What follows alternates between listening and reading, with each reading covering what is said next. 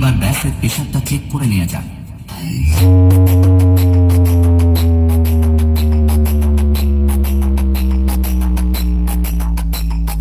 এবার সবকিছু একসাথে নিয়ে মেদিনীপুর স্টাইলে শুরু করা যাক। ধন্যবাদ।